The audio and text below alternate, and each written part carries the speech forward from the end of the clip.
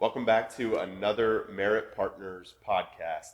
Today, we've got an exciting podcast for you. We did a 3-5-10 strategy video a few weeks ago, and we had a lot of great feedback, a lot of great questions from that video as well. So what we wanted to do today is dive a little bit deeper into that. We're actually going to break it out into a couple more podcast episodes. Today, we're going to focus on one specific thing.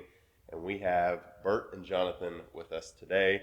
They're the original hosts of that podcast, so I thought it was fitting to have you guys back for this episode. So we appreciate it, like bringing back the stars to star in the remake and the sequel. So we appreciate that. Yeah. If we didn't, then comments would have been discouraging. Hopefully, the sequel's better than a lot of other sequels, because sometimes the sequel doesn't live up.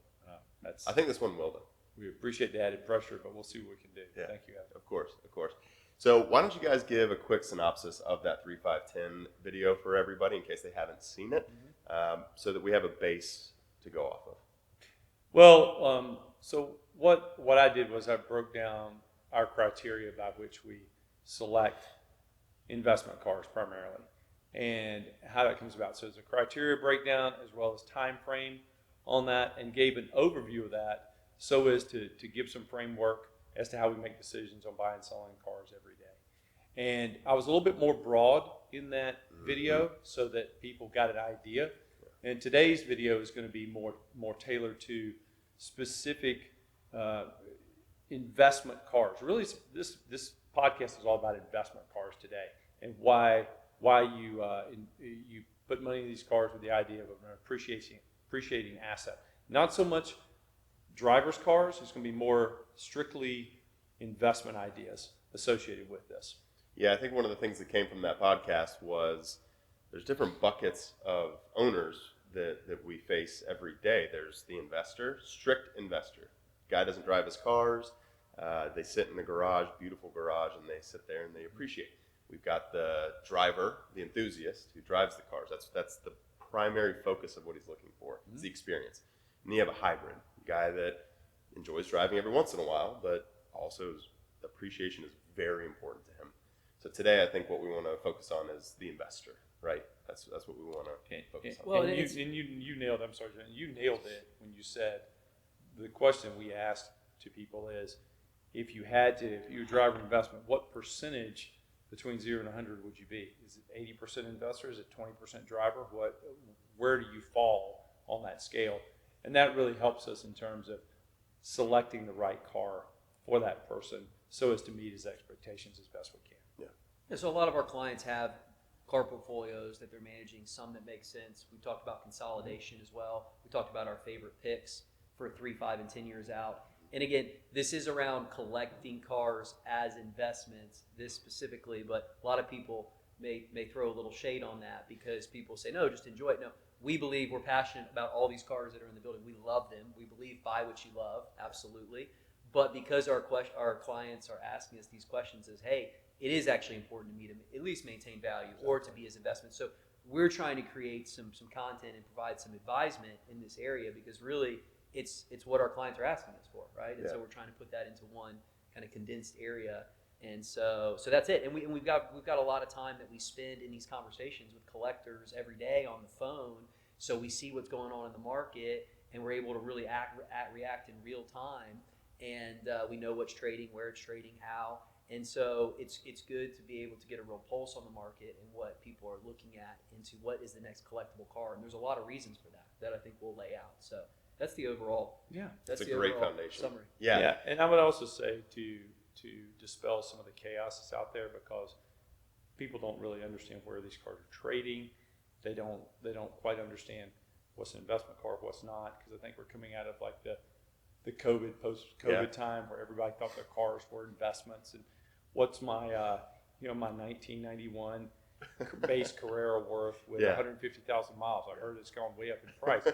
So it's helping to give some clarity to some of the chaos that's out there, and hopefully give people a little bit better idea as to what an investment car really is, and provide a sound strategy for that. So that's a good setup to my first question. What do we at Merit focus on when we're talking about investment cars?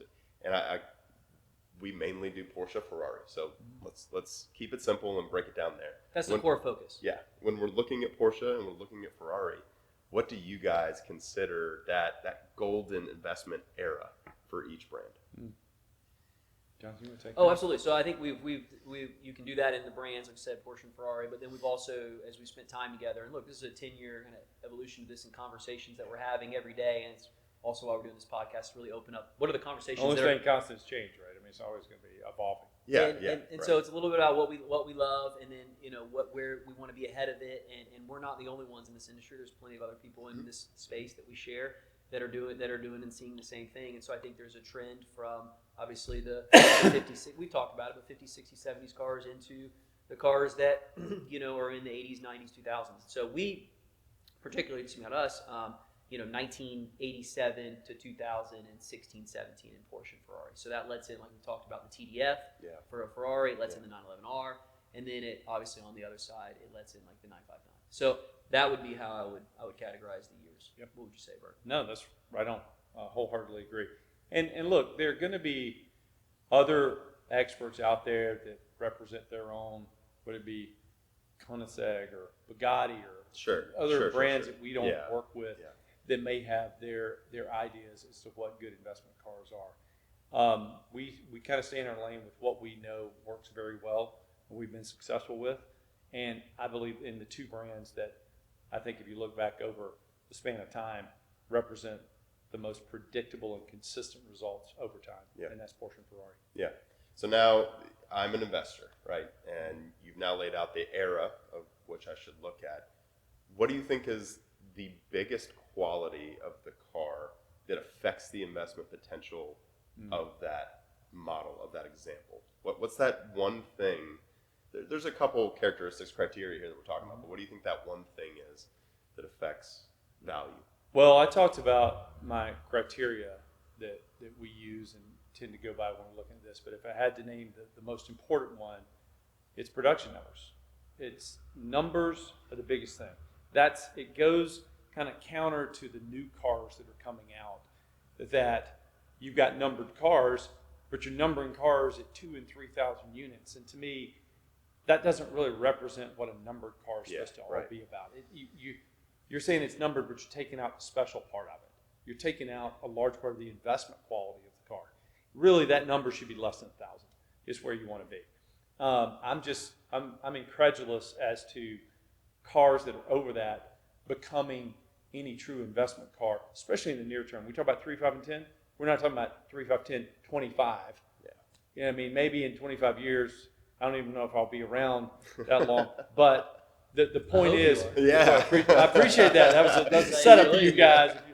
But I would say that's a span of time. We want to make sure that we're in something that can move in the near term, not just having to wait forever for that to move up. So production numbers are a huge deal. The lower, the better.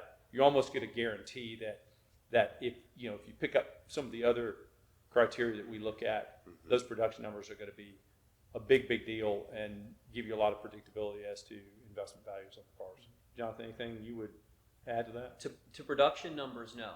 That is the top quality. There's a few other qualities that would go into that as well. What's the number then? What's kind of, because ST now 1,963 cars, right? Yeah. So is that too many? What's kind of that sweet spot of production number, rarity that we look for? I think what's interesting in kind of a case study, and again, I wasn't around when the F1s really kind of came up, in the late 2000s, 2010. But what the stories I've heard, obviously, are that a group of guys, get together. So it's it's a community of people, right? So 103 cars. People were buying multiple cars, but where they went from 1 to 2 to 5 to 10 million was that guys had the holding power. So it was a relatively small group of guys deciding that they loved the cars, they were passionate about them, they viewed them as investments, they purchased them. So the lower, obviously, the better, but also it was controlling the market a little bit, right? They would be agreeing kind of when to sell, when to buy, and so the numbers have to be low enough for that, right? And then there's a lot of deviation with other things related to color and miles and all those things that we can get into, but that would be one use case that I think presents pretty well, and it's It's no secret that I love the Carrera GT, but with 1,270 units, that's a lot of cars. Yeah. It's above that 1,000-mile threshold, but that's a really iconic car for Porsche in their era and their legacy, not like any other. So there's a few outliers like that as well. But what I would say is there's different scales to being really extremely collectible, all the way down to moderate, all the way down to average, all the way down to not collectible.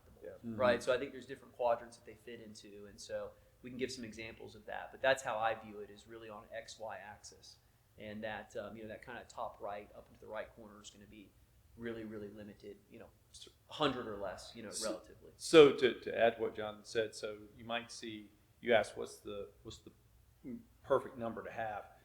I think it's a little bit influenced by, you could say, well, 500 is the perfect number, or 50 is the perfect number, but you've got to overlay that with what's the car like to drive and some of the other criteria I talked about that kind of add into that to give you, you might have a car that's got 600 units, but is not as much fun to drive. Yeah. And so, though it's 600, it's still not as desirable because of that driver component. And that does influence, obviously, the impact of the overall value of the car, investment potential of the car. So, but if we had to say, the lower the better. Yeah. To the degree you can get all those to match up, then you're even in better shape. I start to smile when you say that, because that gets the people element in it, which is what I know you and I love. We all love here so much, the human element. That's where when you drive something and if it resonates with you, then you're kind of betting on it. That's where you can bet into something that's collectible, where if you drive and you're like, that's a really great car, I really love that, and it's low number. Well, chances are, if you liked it, hopefully there's some other guys out there that would enjoy that experience too. And then there's plenty of people in this space, not just in Porsche and Ferrari, that are buying sub 500, sub 100 units produced cars that are representing those cars. You know what I mean? Or talking about them or sharing that. And I think that's a really important component to it too, is having some ambassadors out there for each car, so that it's representative. It's truly a good car. Oh yeah, and Jonathan, I would say to what you said about on the F1, there's a lot of institutional money, dealer money like us, that moving around buying multiple examples of these cars. So you have the individuals, but you also have the dealers. Like putting our money where our mouth is, right? Well, exactly. It's like, when I was a stockbroker and you'd have institutional buyers come in, and that really affects the value of stock, because they buy bigger blocks of stock, and obviously that inflates the overall value of these cars. So you have to look at individuals, but you have to look at what are dealers buying now on that side? Where are they trending? We individuals see the individual side in most cases. They don't really see the dealer side. We get to see both sides. So we have a little bit more clarity as to that, so that we can better pass that along to clients and let them know what the other side on the institutional side is doing, which I think is very influential on price, especially when you have a small float or a small number of cars available. That really affects the market and what you do. And you see you can see more volatility in those prices too because of that. I smile again, I'm sorry, just because I put myself, if I was watching this video, 8 to 10 years ago and thinking about collecting cars, or what would I start with if I had $2 or $3 million to start, and even with us starting to buy in cars, I'd be nervous. I'd be nervous, how do I get in? But when you get in behind somebody else that's kind of already done it, and I know specifically for us, I'm less nervous now buying 4.0s and the cars that are in our private inventory. We purchase those cars. We own those cars because we believe in them, because they're special and unique, and we would never have the opportunity to purchase an 83-mile 997.2 G3 RS, again. And so exactly, it's things like that. So I just smile, because now I think that it's different when you're putting your money into the market and understanding, the impact of that. I think what that does too, we were talking about this earlier, of cars like the LaFerrari, right?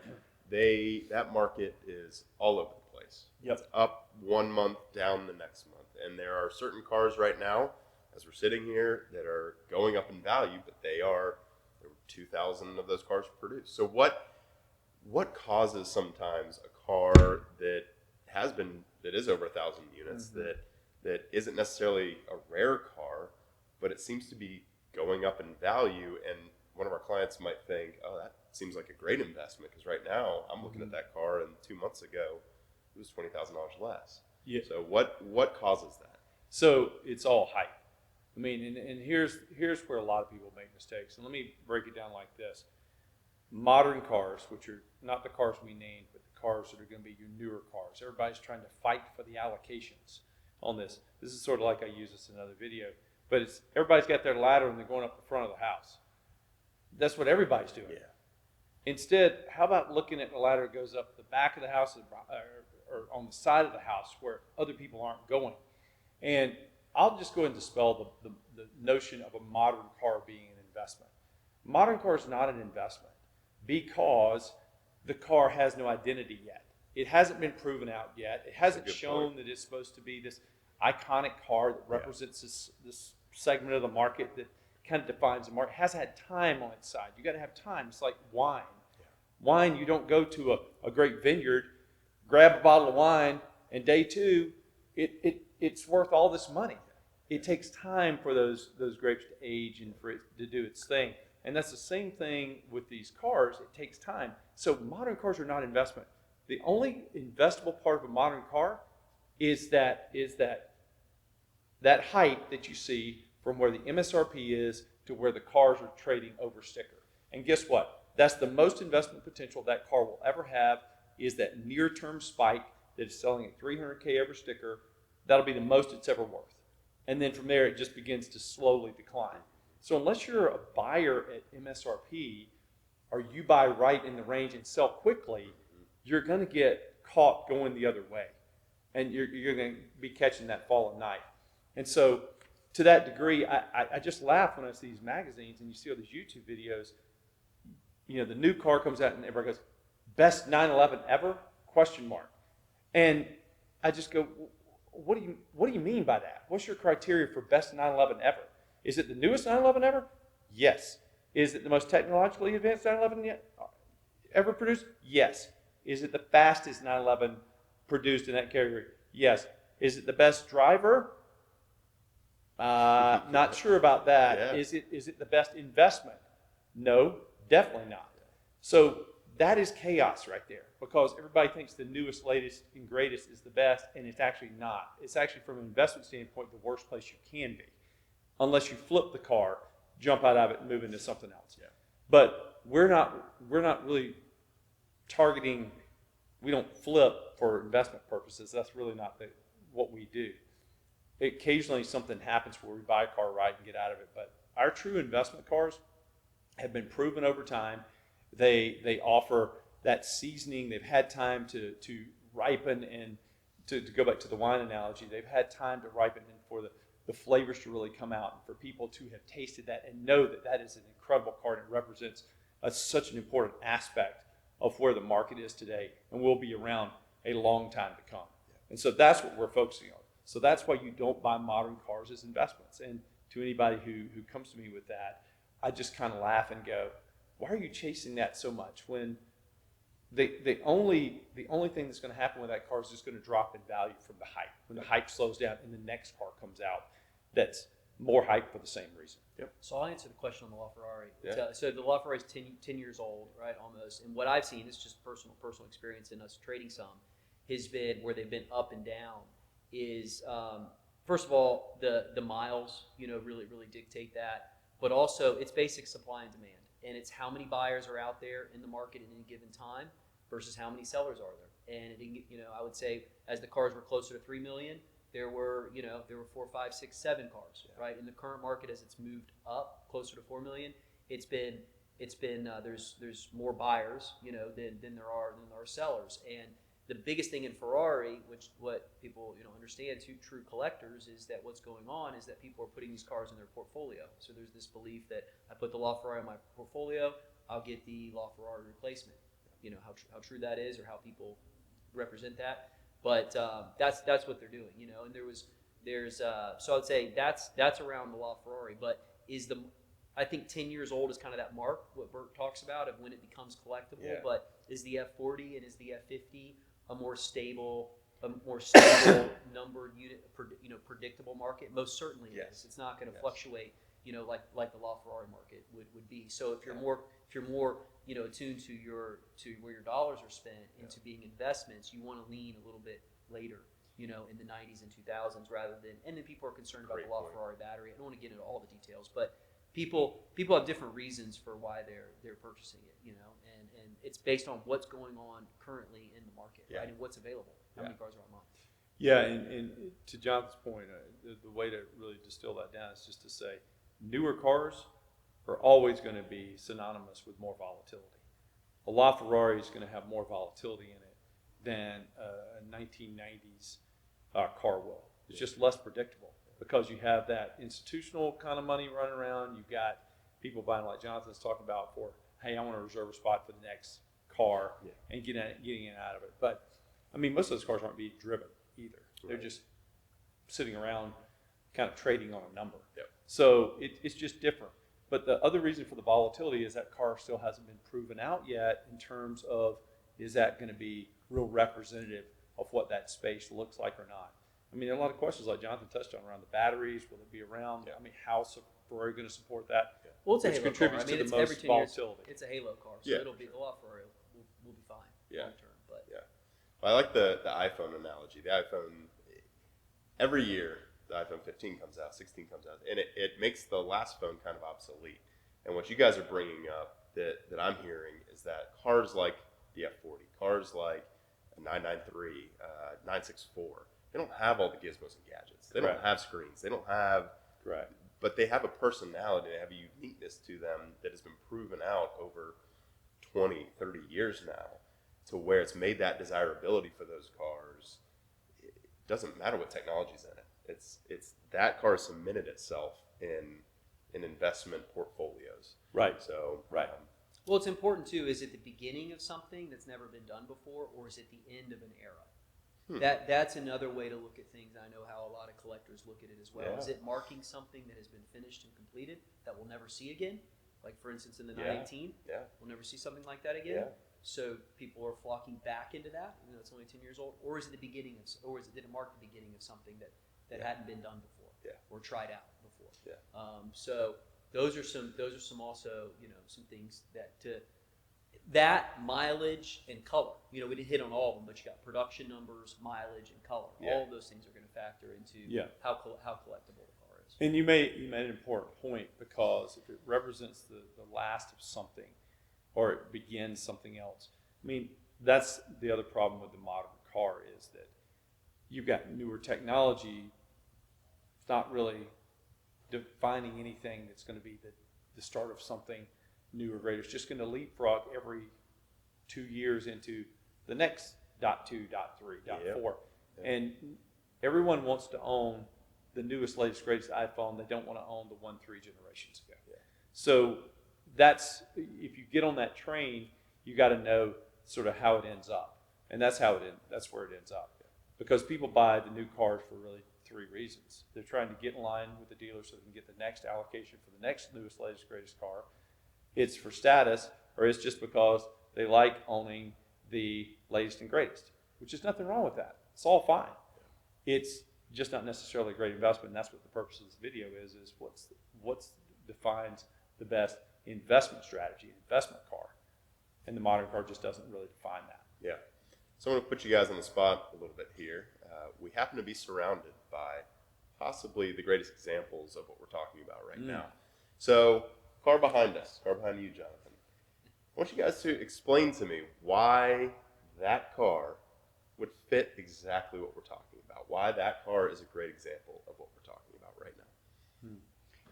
I'll give my take, and Jonathan, you can give your take. Well, sitting inconspicuously behind us, if we looks started like, it would not be quiet. I would say that a lot of people wouldn't even know what this is. Right, exactly. But behind us is a 93 3.8 RSR, of which they made 51, including one prototype. And this car has 21 miles on it. 21 miles. 21 miles Maybe on a it. few more if you and I get to take it around the block There you go. together. Exactly.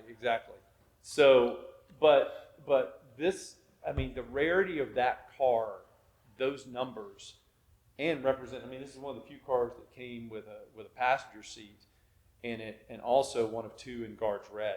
So it is. You're talking about the pinnacle of really the motorsport side for the 964, and a car most people don't even know exists.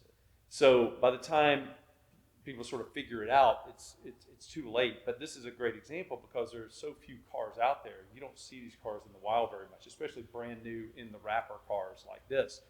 But this is a car that I can 100% assure somebody that 3, 5, and 10 years from now, it's going to be worth more and more money than it is today. It's also not going to be a car that's inherently volatile because of it just being around and having stood the test of time on this. So think of this like a, we talked about some of the newer cars. The newer cars have more of a small cap stock type volatility to them. They're like this, but they still go up, whereas the ones that have been around longer tend to go like this as they go up. They're smaller peaks and valleys. So it's good to have both in your portfolio. Just you kind of have to understand how each operates when you're buying them, when you're trading them. But this is an incredible example because of that, and one that could be an anchor in somebody's portfolio. Absolutely. I mean, it hit all the things. It hit low production numbers.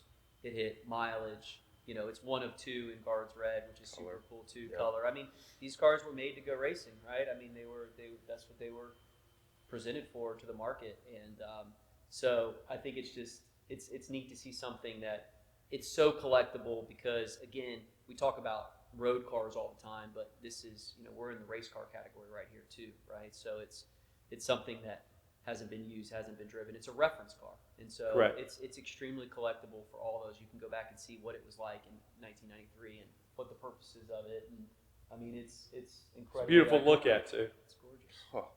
And beautiful look at. Jonathan said earlier, when that thing starts up, the glass rattles behind us. So it's awesome. It's incredible. It's awesome. So it fulfills that driver component as well, although we're not really talking about that today. Right, exactly. But Well, awesome. and that's the thing. I know there's people watching who are drivers who are looking at We'll that get to car that in and the next thinking, podcast, and That's that's the fun exactly one. what I was going to say. That's exactly what I was going to say. Yeah. So, do you guys have any concluding thoughts you want to share before we go?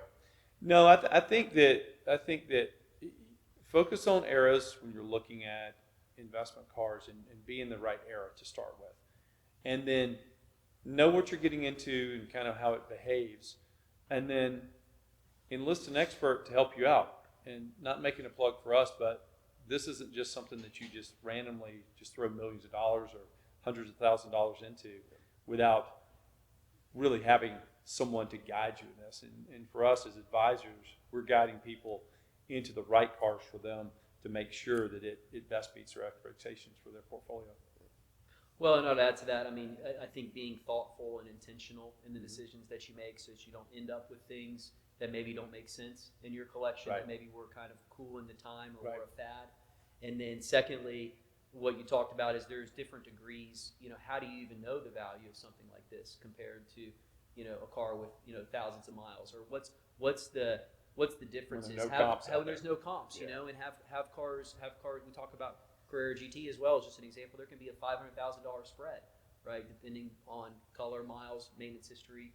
So it's just one of those things where you've really got to do research, right, and be educated before you put that type of money in it. And that's definitely our heart intention here is to not sell a car, but to fit and make sure that the car is the right fit for the person's collection based on their goals. Exactly. So I think that's it. I really enjoyed this. I hope there's another segment of this too around maybe someone that's more of a blend, right? And I will just say this was 100% about collectability. I want to because we get that asked, not because we're trying to promote that or sell that, but because we get asked, hey, I really want to put a portion of my my net worth into cars because I love it. I can see it. I'm passionate about it. I want to come in and enjoy it. Mm-hmm. But next episode, I would like to do more of maybe a blend, like somebody that's actually more like myself, right? Yeah. Somebody that likes to drive the car, likes to use it, but would also appreciate at least holding value or going up a little bit. I think that's a large part of the market segment as well. Sure. So it'd be a lot of fun to have that conversation. And I'd say that's the majority of the people we deal with, to be honest. I mean, most people have some sort of enthusiasm about these cars, and that usually ends up in wanting to drive them a little bit. So, yeah, I totally agree. We'll do that next episode. We talked about your robust cab this time. We'll talk about your red blends next time, right? Oh, bringing the wine back in. Maybe I'll bring a bottle next time. We'll put that out as an illustration. An actual illustration that we can all partake in next time. That's right. Good. That's right. Yeah.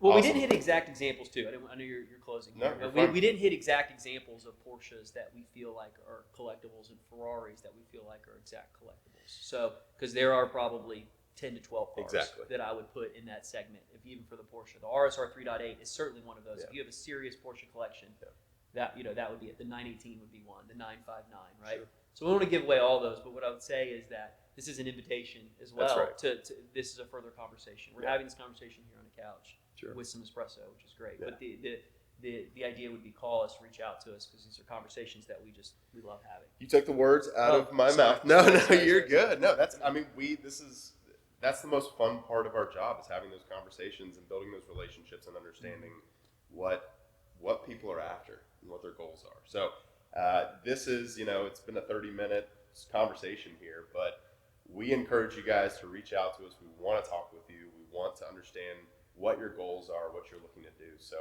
feel free to reach out.